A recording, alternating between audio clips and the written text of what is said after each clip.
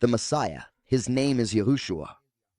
That's what everyone called him. That's what we call him. And that's what we should call him. Because only one name was given to mankind through which we can be saved. When he dies and rises again, those who reject him forbid his name, change it to Yahushua, and later change it to Yeshu.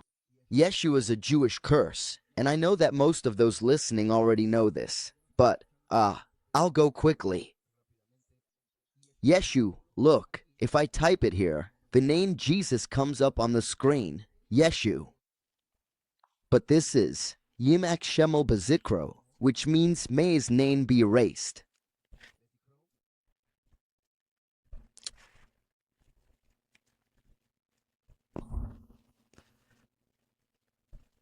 In Spanish, I added the Y here, Bezikro.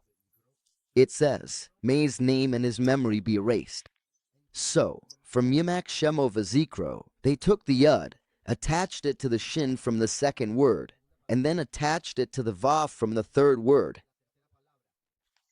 See, even if I remove this, it still spells Jesus.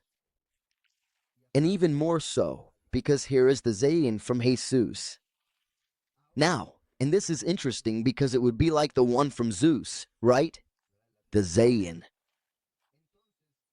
So they turn the name into a curse. When people call him Jesus, they're actually cursing him without realizing it, because they're saying may his name and his memory be erased, and it's the name that saves us. So, after the Jews changed it to Yeshu, the Greeks came along and took that name and changed it to their letters, and the sound shifted slightly to Jesus, because in Greek they add us at the end of masculine names and sus at the end of the names of servants of Zeus. So Jesus alludes to the one sent by Zeus. Here is Zeus, Jesus. Behold Zeus, or behold the horse. Because remember, if we put, that's it, behold. Or it could be seen, like what people say to horses. Hey, hey! Look, oh, horse. Jesus, Jesus. Jesus, oh, horse.